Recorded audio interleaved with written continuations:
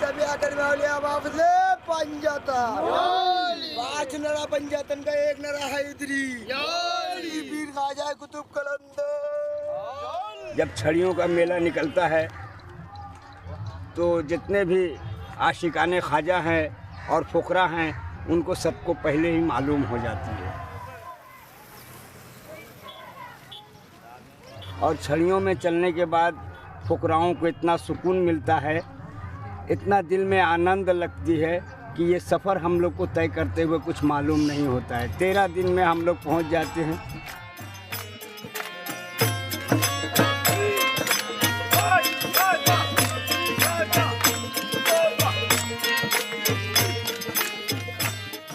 वो पावर है जो आज के ज़माने में 2 किलोमीटर 1 किलोमीटर चलना बहुत ही माने ये समझते हेडेक, ये कहाँ से हेडेक आ गई जो पैदल चलना पड़ रहा है। और ये आज 500-550 किलोमीटर पैदल चलना, ये तो कोई पावर ही खींच कर ले जाती है।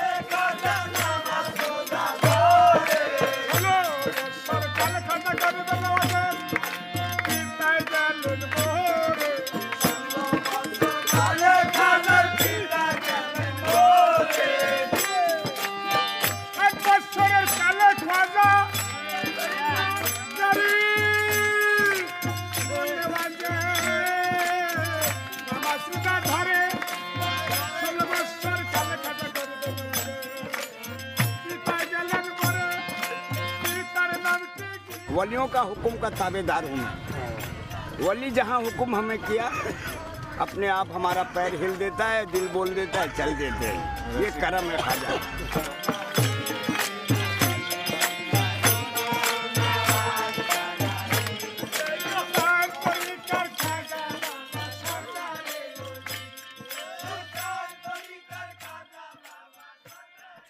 अजमेर शरीफ गरीब नवाज सरकार की जो बारगाह है, ये एक तोहफ़ा है इंसानियत के लिए।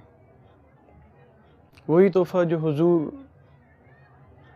प्रॉफिट मोहम्मद सल्लल्लाहु अलैहि वसल्लम लेके आए थे पूरी इंसानियत के लिए।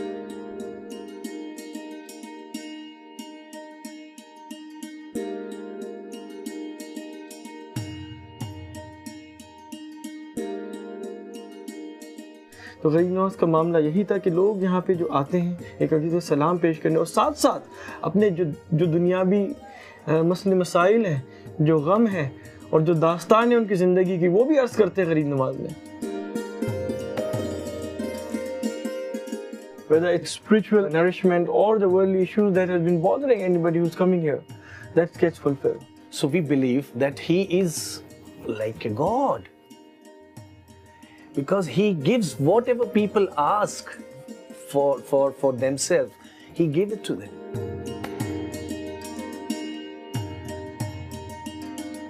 He's given so many people that people are, they each and every person are believing in it, and they have to believe that. Have to believe that. 3 बातें हैं अजमेर शरीफ की वाज़ेह। पहली बात यह है कि अजमेर वही आते हैं जिन्हें ख्वाजा बुलाते हैं। दूसरी बात कि जब ख्वाजा बुलाते हैं तो बड़ी शान से बुलाते हैं। और तीसरी बात कि जब ख्वाजा बुलाते हैं तो कुछ देने के लिए बुलाते हैं। जितने भी लोग यहाँ पे आते हैं उनको मिलता ज़रूर है, वो चाहे आने वाले को दिल का सुकून ही क्यों ना मिले, मगर मिलता ज़रूर है।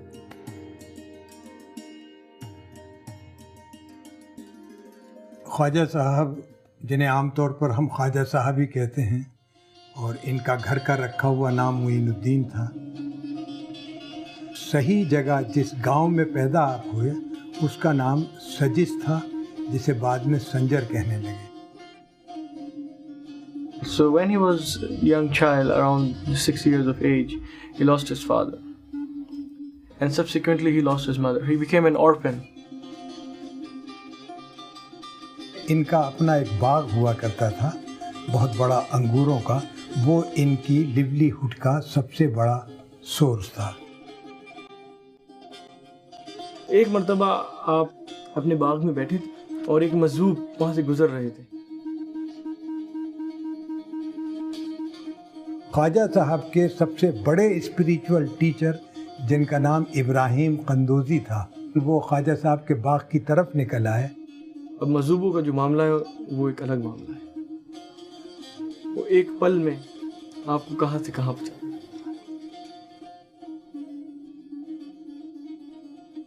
आंखों ही आंखों में दुआ देकर चले गए, लेकिन पता नहीं उनकी सोबत से उन्होंने जो कुछ खिलाया या क्या स्पिरिचुअलिज्म वहाँ काम कर रहा था कि पहला जो इनकलाब ख्वाजा साहब की ज़िंदगी में आया वो इब्राहिम कंदोजी के मुलाकात से आया। उन्होंने अपनी एक चक्की थी विडमिल, उसको भी बेचा, बाग को भी बेचा और सब चीज़ें गरीबों में तकसीम की और वो निकल गए कि मुझे I am to search the truth, I am to search God.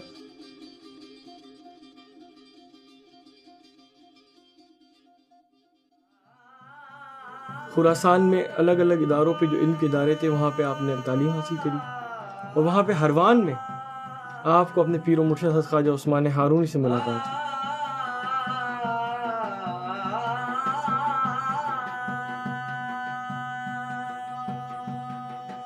They went together to the pilgrimage, they went to Makkah together, they went to Medina Sharif together. तो आपको बशारत हुई तो प्रॉफिट मोहम्मद सल्लल्लाहु अलैहि वसल्लम की तरफ से कि मोइनुद्दीन आप हिंद चले जाएं। आपको हिंद में दीन, इंसानियत, प्यार और मोहब्बत का पैगाम लेके जाना है और इंसानों को इंसानी हुकूक और इंसानियत की हकीकत से मुतासिर करना।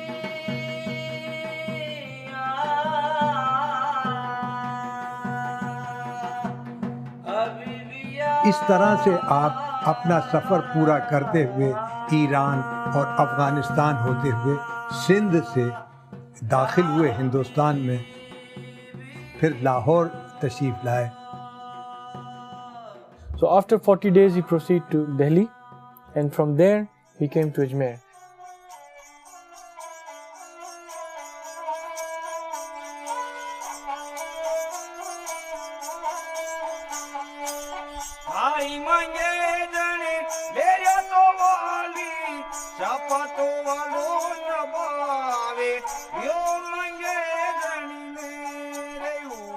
ख्वाजा गरीब नवाज की ज़ात एक मेवे के दरख्त की तरह है जिसकी जड़ें इराक में हैं, जिस पे परवान अरब में चढ़ा और जिसका फल हिंदुस्तान में आया।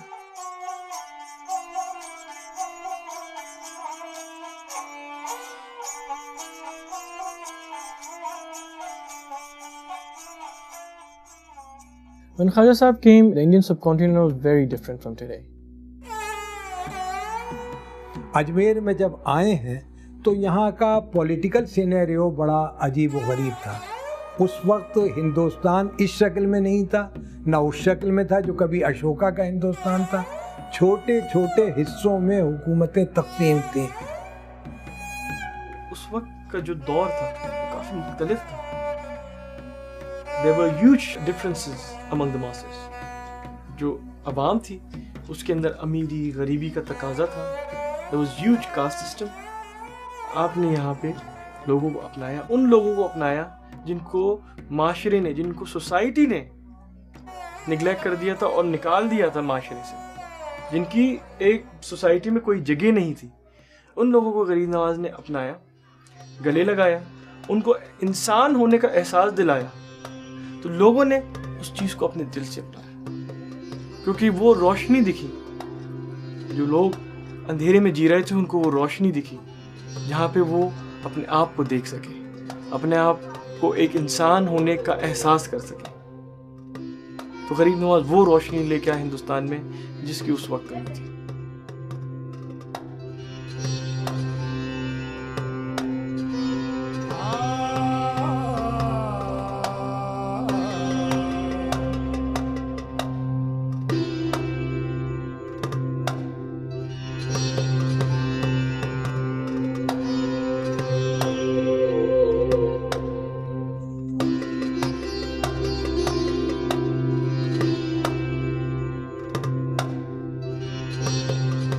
बुजुर्गों से सुना हो कि हुजूर गरीब नवाज जब आप अजमेर शरीफ से दिल्ली गए थे तो वहाँ पे जाने के बाद आप जब वहाँ से वापस जा रहे थे अजमेर तो काफ़ी लोगों का हुजूम था आपको छोड़ने के लिए।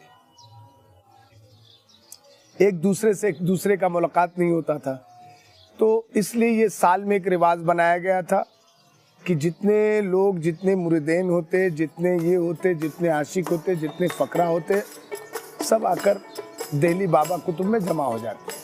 अब वहाँ से फिर बाबा कुतुब के साथ सब एक जत्था जमात निकलती, हाथों में छड़ियाँ लेकर अजमेर शरीफ जाती। चाहे सर्दी हो या गर्मी हो, nothing stops them because they are walking for the love of Khaja Sahib.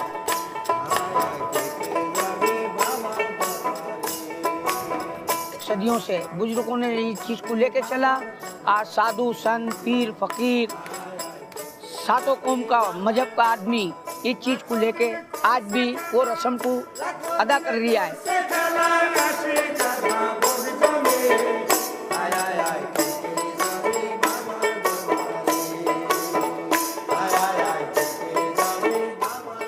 सबसे बड़ी बात यह है कि एक साल के बाद हम जब मिलते हैं तो बहुत आपस में खुशी से मिलते हैं। एक दूसरे को देखकर बहुत दिल में एक लगन होती है।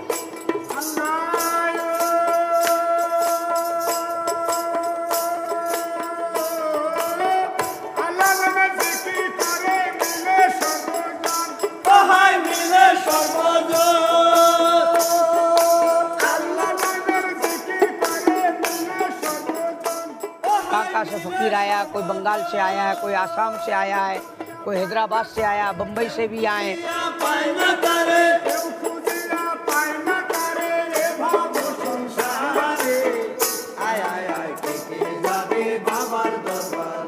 क्योंकि जब चलते हैं ये तो ये अपने आलम से बाहर होते हैं, बस इनको एक ही धुन रहता है कि मेरे सरकार के रोज़े पे कब पहुँचे। ये फुकराओं का एक आशिकाना ऐसा ताल्लुकात है कि वो अपने इश्क में सारी बातें भूल जाते हैं कि सर जिस्म में दर्द हो रहा है या पैर दर्द कर रहा है, ऐसा कोई बात नहीं है। बस उनको धुन है कि मेरे सरकार ख्वाजा गरीब नवाज के रोज़े तक मैं पहुँच जाऊँ।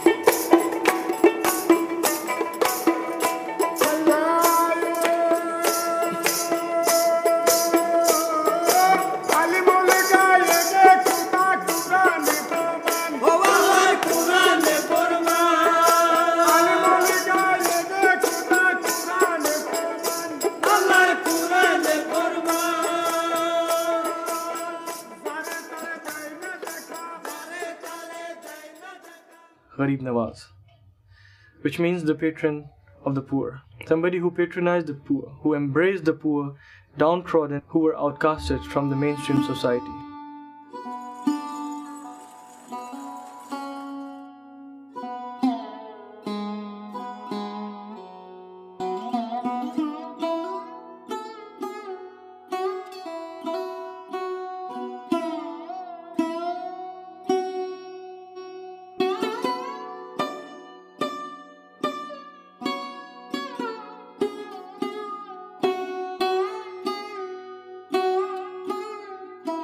बॉम्बे का रहने वाला हूँ। अजमेर में आज 8 साल से रहा हूँ सर।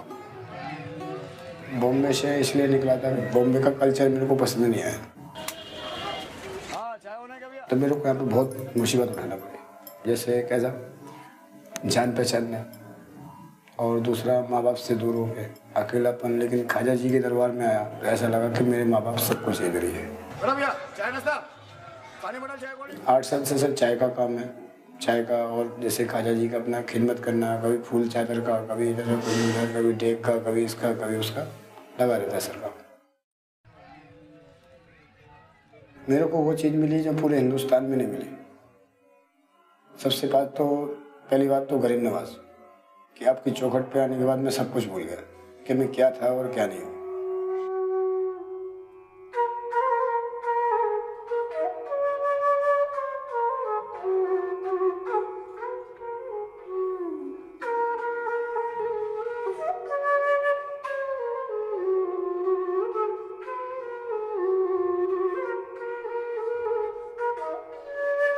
जितने भी ज़ायरीन यहाँ पे आते हैं उनके दिल की ख्वाहिश आती है कि गरीब नवाज की बारगाह में एक वो खुशबू जो सबसे अजीज़ खुशबू है, और गुलाबों की खुशबू बड़ी अजीज़ खुशबू है, इसीलिए यहाँ पे गुलाब पेश होता है और इतर जो है वो पेश होते हैं, और चादर शरीफ जो मज़ार के ऊपर पेश होती है वो यहाँ पे पेश होती है।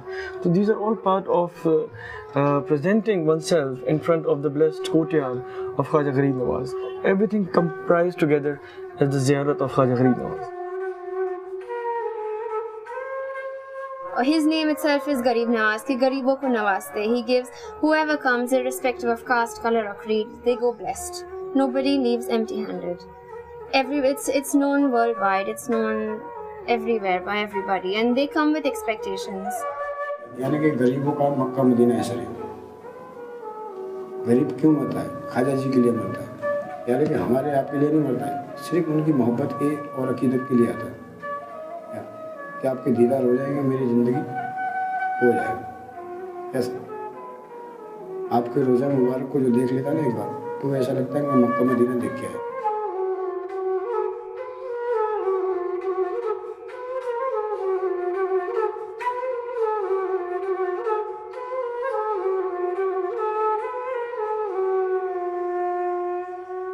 Normally when people come every consecutive month, every chatti, it's for a mannat.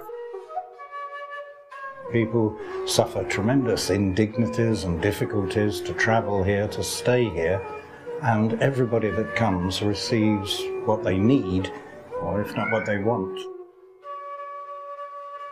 I remember in some of the early years puzzling over when I understood that people were coming from all over the country and possibly all over the world to ask for things. I had a terrible period of a few days of pondering what it was I wanted, and ended up with a phrase that sprang to mind of, give me what's best for me.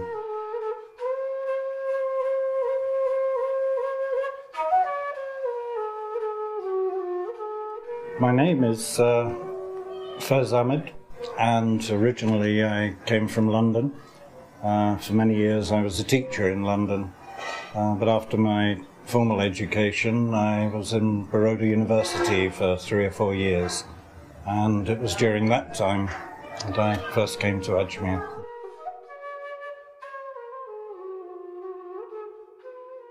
My first visit was in 1970 when I came really as a tourist and looked around in Ajmer. I was a little bit nervous of the huge crowd, but came up to Buland Darwaza and got picked up by a horde of people that were moving forward, and I wasn't clear where I was going, but I couldn't move to the left or the right. I got carried in with them and eventually ended up inside, completely inside Dargah Sharif, and there I managed to edge to the side and found a relatively quiet place and stood for a while. It was a very, very strange experience for me to see high levels of devotion. As a British man, we're taught to restrain emotion somewhat, but to see people prostrate themselves on the floor, to be kissing the floor, all looked a little possibly over the top to me, but it also had an effect. And the major thing that I remember from it, it was like standing next to a huge generator or a huge dynamo. There was kind of a buzzing feeling in there that I could feel in the chest. A very strange experience. Not unpleasant, but something I'd never experienced before.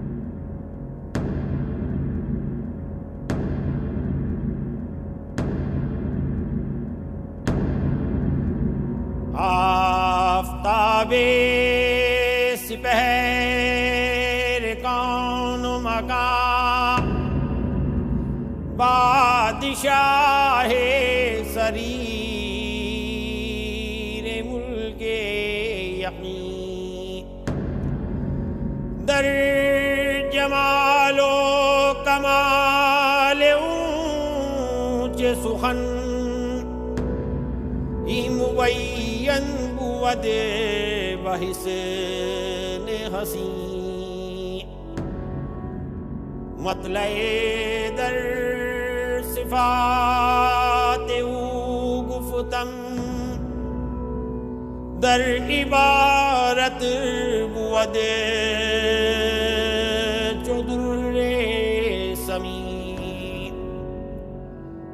ऐ दरत क़िबला गाए अहले यकीन बरदरत महरुमा सूदा Jimmy रूए बरदर गाहते The most important thing which they attain here, जो उनको यहाँ पे आके मिलता है, वो दिल का सुकून है। और आज की तारीख में, आज जो दुनिया के हालात हैं, अगर किसी को दिल का सुकून मिले तो उससे बड़ी दौलत कोई नहीं है। I come in gratitude. When I step inside, the only thing I can say is thank you. The first glance that I had at the dargah from where I stay, that moment itself, everything changed. I cannot put it in words what it was. You can only feel such things. And even if I would put it into words, only somebody who has experienced it would probably connect to it. But that one moment itself, I was lost. And in that one moment that I was lost, I also found everything that I had to. Happiness is finding the resting place where your soul is happy. And I'm happiest here. My friends ask me, Zara, what do you go to Ajmer for every month, you know? Common question, is there a boy that you're seeing over there? What do you get there? You go and pray there? What do you do there? I'm like, no, that's my place of peace, you know? I go there, it's like oxygen for me. I go there for the 2 days and I get the strength to go through the rest of the months when I come back home.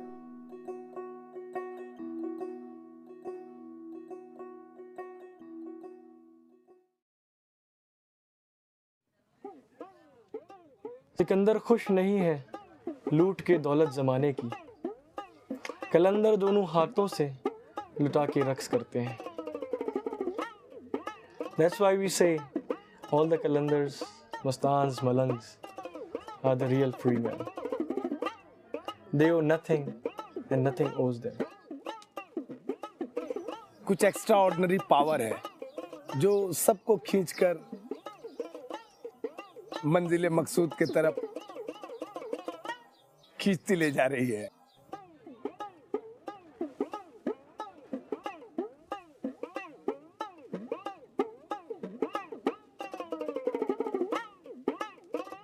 পায়ে হেঁটে হেঁটে হেঁটে হেঁটে ভালোই লাগতেছে, কোনো খারাপ লাগে না। মনে হয় যে মানে হাইটা দিয়ে আসতেছি, একটু খারাপ লাগে না। মানে কিভাবে যাচ্ছি খাজা বাবার নামে, খাজা বাবার নামে নামে আর ওই জিকির করতে করতে করতে করতে চলে আসতেছি, মানে কোনো কষ্ট মানে হচ্ছে না। जिस तरह एक टावर सैकड़ों रेडियो को मेंटेनेंस करता है, सिर्फ एक ही टावर सैकड़ों सभी रेडियो से आवाजें निकलती है, ओके, बट आवाज जो निकलती है वो एक ही निकलता है, ठीक है। अदर चैनल चेंज करेंगे तब वो डिफरेंट होगा, लेकिन but now time you know only one tower, गरीब नवाज, ओके। तो क्या कि सबके अंदर तो वही, जब इतने लाखों लोगों के अंदर जब ये हलचल है तो क्या उनका दिल शकून होगा?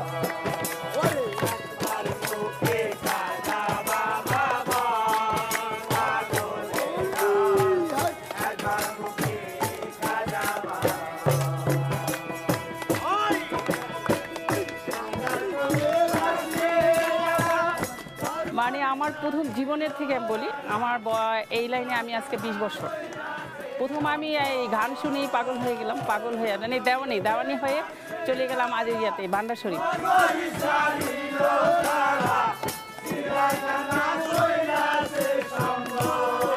আমি আমার মতো চলতেছি, আমাকে আমার ভাই ভালোবাসলো না, বোন ভালোবাসলো না, মা ভালোবাসলো না, বাবা ভালোবাসলো না, আশপাশ ভালোবাসলো, ওইটা আমার দেখার ব্যাপার না। আমি শুধু খাজা বাবার পাগল, আমি খাজা বাবার পাগলই যাচ্ছি।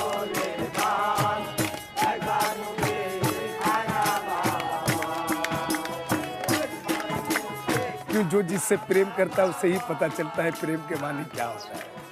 तो ये ट्रू प्रेम है, ये प्रेम के अंदर माने नॉट गिव एंड टेक का मैटर हो। आपने जो दिया नवाजिश,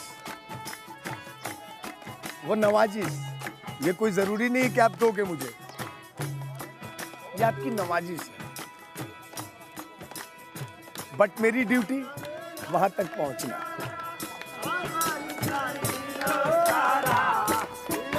ये साधु सिंध फकीरों का देश है, कोई हुकूमत का देश नहीं, कोई राजनीति का देश नहीं है। कोई कहता दिल्ली पार्लियामेंट में बैठ के कि ये हुकूमत हम चलाते हैं, और हमारा दावा है साधु संत पीर फकीरों का, ये हुकूमत सरकार गरीब नवाज अता है रसूल का चल रही है। सिख का सरकार ख्वाजा का है, हिंदुस्तान के बादशाह है तो आप है।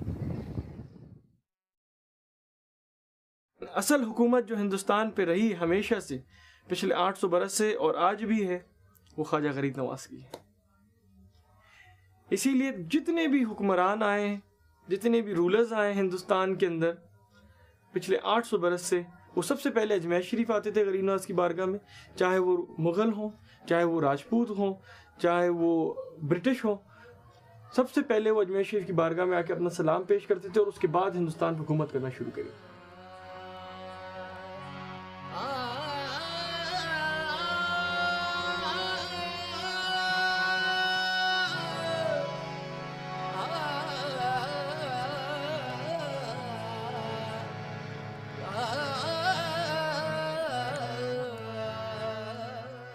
ख्वाजा गरीब नवाज का सबसे बड़ा पैगाम यही है कि मोहब्बत के अलावा कुछ नहीं है, और अगर मोहब्बत नहीं है तो आपकी इबादत भी बेकार है।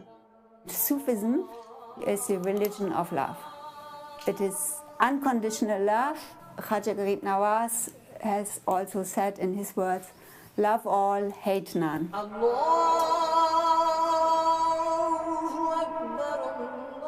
तो आप सबसे मोहब्बत कीजिए, ख़ास तौर पे इंसान से। बस यहीं से सूफीज़म जो है वो परवान चढ़ा, और सूफीज़म मज़हब की तफरीक़ को मिटाने लगा, और ये चीज़ हिंदुस्तान में बहुत ज़्यादा काम आई।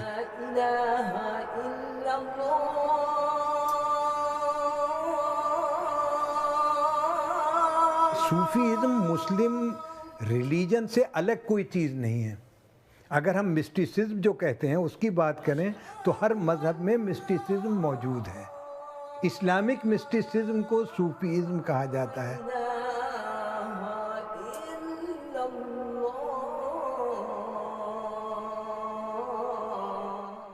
कुछ चीज़ें ऑब्लिगेटरी हैं मज़हब में, जैसे आपको नमाज पढ़नी है, 5 वक्त पढ़नी है। अब सूफीज़म में क्या हुआ कि भाई ये तो वो चीज़ें हैं जिनका अल्लाह ने हुक्म दिया। अब हम अगर ये कहते हैं कि हम अल्लाह के बंदे हैं, उसके ग़ुलाम हैं, मानते हैं कि वो सबसे बड़ा है और उसका हम पर एहसान है, तो अगर हम इससे कुछ आगे करेंगे तो वो बहुत ज़्यादा खुश होगा। If a man does what is required of him, he is a slave. The moment he does more, he becomes a free man.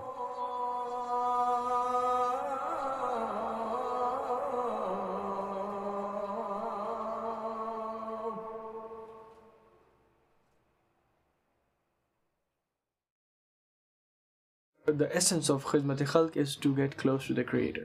So once you're serving the creation, you are serving the Creator. And that's why the concept of langar, the Sufi meal, is so important in all the Chishti Khankas. For example, in Dargah Ajmer Sharif, the Sufi meal had been served from last 800 years every day.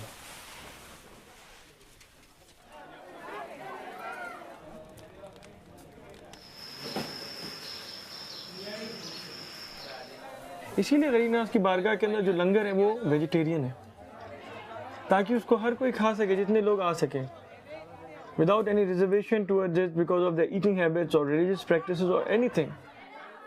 उस लंगर में आप ये नहीं पाएंगे कि सिर्फ मुसलमान के लिए, कोई आओ उसको वो लंगर मिलेगा जो चला जाएगा। अल्लाह अल्लाह अल्लाह अल्लाह अल्लाह अल्लाह नबी नबी ख्वाजा कुतुब सबका मुराद कर दो पूरा अभी अभी नबी नबी। जमाना कुछ करे या ना करे, अपना फर्ज है, यहाँ पुण्य करना चाहिए।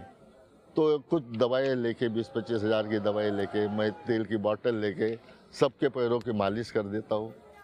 जो को बुखार हो गया उसको गुल्ली दे देता।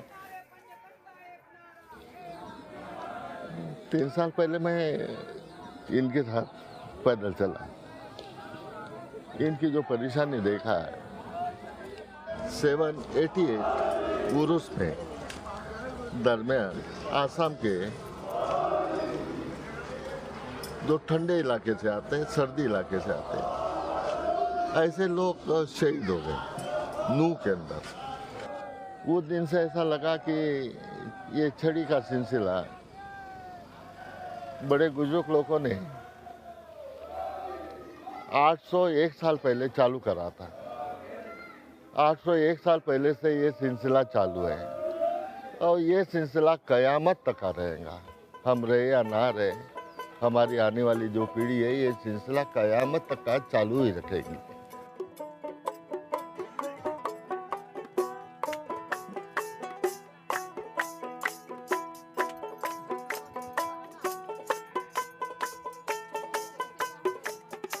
गरीब नवाज ने भी अपने मिशन को कामयाब बनाने के लिए, आगे बढ़ाने के लिए कव्वाली की बुनियाद डाली। He didn't speak the language. People saw his way of living, his humble way, his loving way, and they just flung to him and wanted to be with him.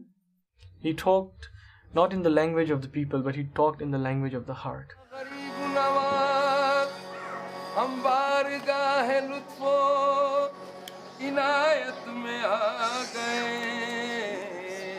But he came with Qawwali, he came with music to reach God, to open your heart.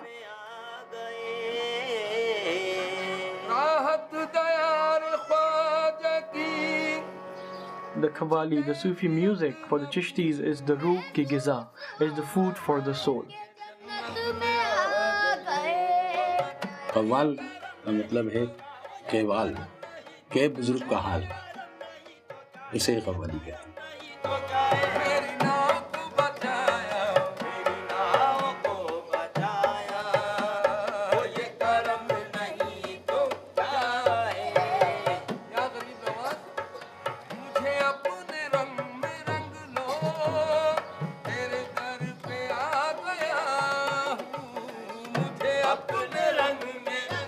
ये एक ऐसा नशा है कि जिसमें आदमी डूब जाता है।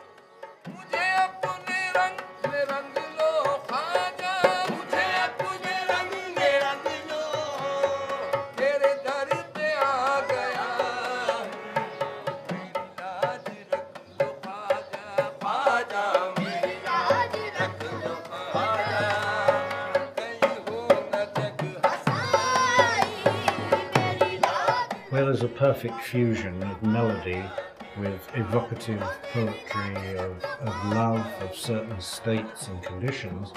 It means that a mystic writing 600 or 700, 800 years ago can evoke in the attuned listener similar states to the ones he was undergoing when he wrote it. It's a most extraordinary concept that a feeling can be passed over 700 or 800 years in a way that I can't think of anything else that does that.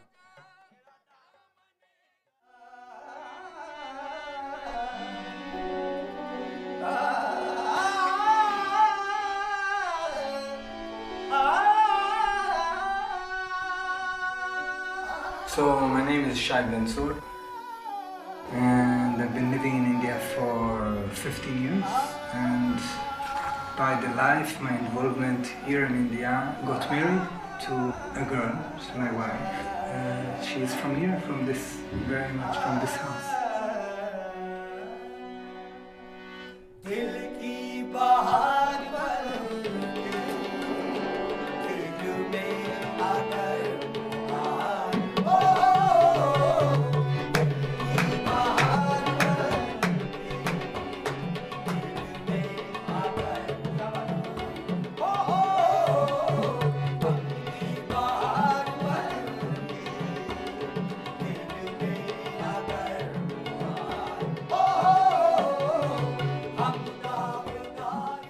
Exposed to Indian music, actually not Qawwali at the time, Indian classical music, and it was something that was so fascinating and so beautiful that I made my decision to come to India and see something about that. There's few things that drew me in Qawwali and Qawwali music. From musical point of view, definitely the element of trance is very strong. I mean, again, if you have Indian classical music, the rhythm is something that is very evolved and is always being improvised in different patterns and is very, very rich. In Qawwali, the rhythm is very solid, and basically the meaning of the goal of it is less of the aesthetics of different patterns, but in order to create that trance, and when this trance is created, is uplifting in a way that I've not experienced before. So even for somebody like me, when I came here, I didn't even understand the poetries, but you have that feeling of that solid rhythm that just goes on and on and on and on. You really get into it. And then the group that is singing, people are singing in a group. It creates that sort of oneness with that rhythm, with the group. It's very powerful. So that is, in musical way, that is definitely something that attracted me before I even understood what's going on.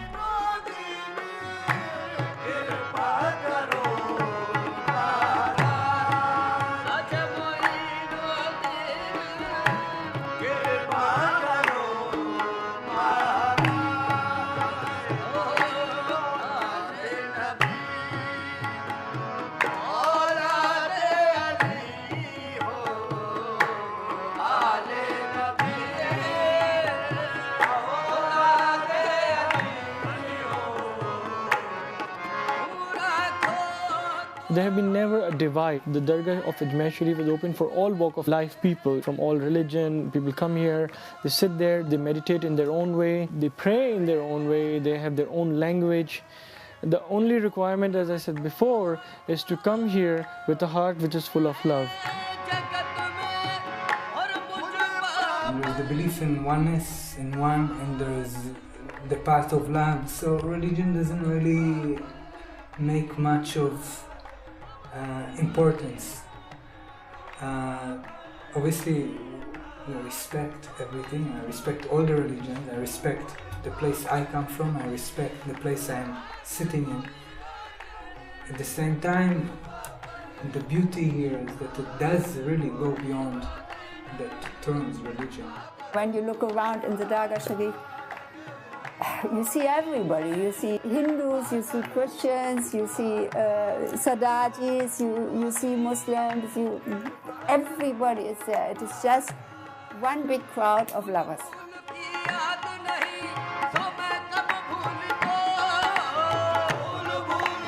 बहुत सी दरगाहों में औरतों की इजाज़त नहीं है जाने की, लेकिन ये एक ऐसा आस्थान है यहाँ औरतें भी अंदर जाती हैं. When I arrived to such a Muslim religious place and was accepted with so much love and so much, not only curiosity, but really open heart. So that's something that was very special for me. You come from Israel, you are thinking, oh, I'm in such an environment. You have your mind, sometimes in the beginning you think, oh, what is here, where are these people, am I safe? You know, these sorts of things are naturally, they can happen, but suddenly you come and people just open their heart, open their heart, open their heart. So that is something that was very, very deep. I have been in Ajmer Sharif for 12 years now because Khaja Garib Nawaz has just swept me away. As I said, I'm German, but I have lived most of my life in Spain. I had cancer about 17 years ago now, and actually twice in 1 year, which was really the wake-up call, because the second time I thought, okay, I die immediately. And I started searching. I tried all kinds of things, natural remedies and meditation and so I came to India. I sat in the Dargah Sharif and I cannot explain what has happened to me. I was vibrating all over. I didn't know where I was anymore. I was looking at myself in utter astonishment and asking myself, is that me? Is that my body? This is not me. And this was it. Then I stayed here. I made up my mind to stay here, to find out more, and since then my life has been just bliss, I can say. It is the most beautiful thing that has happened to me in my life and totally unexpected. Now I have reached, I feel this is my home and really I want to stay here.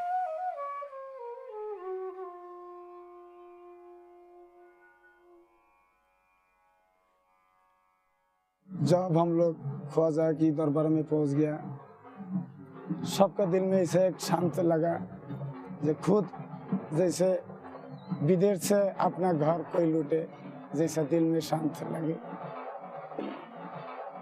Shab-e-Urs, the night of the wedding, the night of the union. Urs is supposed to be the day the great master passed away.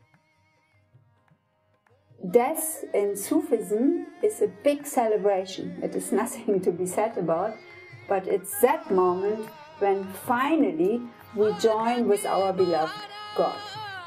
And so it is the moment in our lives we have been getting to, and it is a wonderful moment.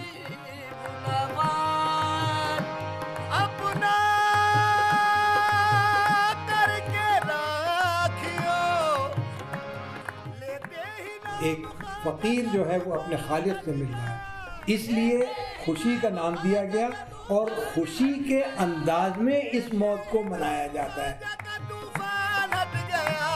कश्ती में मेरी आके समंदर सिमट गया, ये तो ख्वाजा का करम है, मेरे ख्वाजा का करम है, ये तो ख्वाजा का करम है, मेरे ख्वाजा का करम है, ये तो ख्वाजा का करम है, मेरे ख्वाजा का करम है, ये तो ख्वाजा का करम है, मेरे ख्वाजा का करम है, ये तो ख्वाजा का करम है, मेरे ख्वाजा का करम है, ये तो ख्वाजा का करम है, मेरे ख्वाजा का करम है, ये तो It's a week of, in some ways, madness, of physical exhaustion. You go to bed, wake up 6 or 7 times a day. Every time you go to sleep, something wakes you up and something else is happening. But the emotional, the adrenaline, the surge of love that keeps everybody going.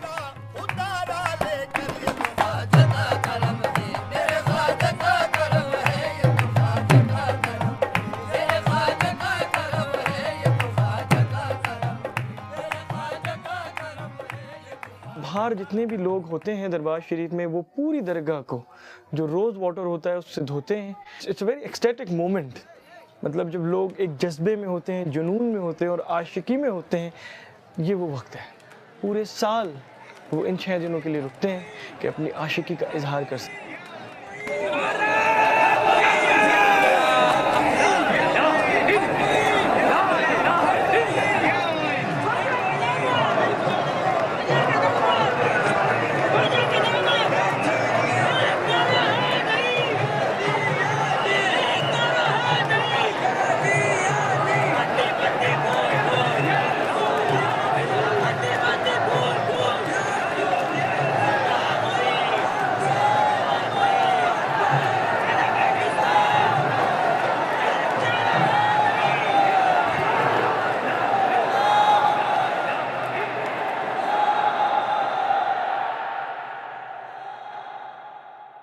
सगे कुए गुलामाने मोहम्मद पे सिद्दीक अकबर साज सरखुश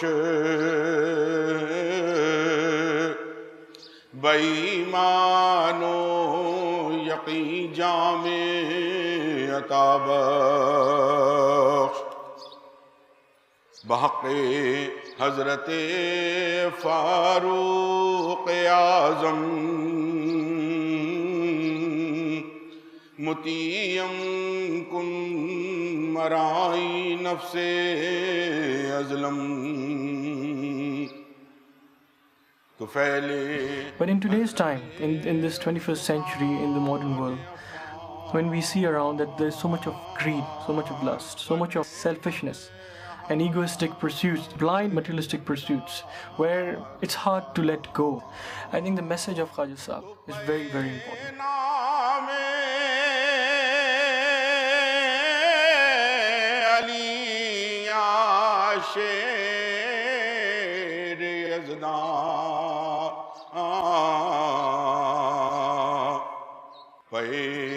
नामे Ali And it's definitely a place that I've seen in my life that is promoting peace and acceptance in a way that I've not seen in other places. Hasnain महबूबे खुदावंद मरातो के गुलाम. Khwaja Sahib was a man that sacrificed a great deal to bring a tremendous wisdom, a sense of love, a lifestyle, a way of approaching life and a way of reaching God. He brought that to India, and here in recent days you can see in 900 years it is spread to such a thing.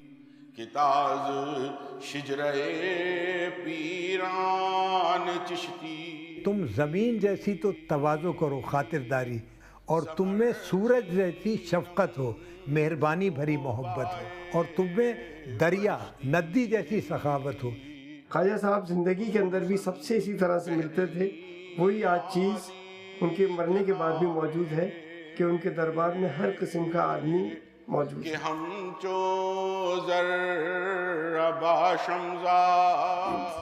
I wish for anybody that once in their life they get a chance to come here to experience it and maybe lucky enough to really be also swept away. It's a place that is very deep. Maybe for people who connect with that, it would be very rich, and people who don't, it would be another place to pass by. हमी महबूब हक सुल्तान दौरान गदाए दरगाह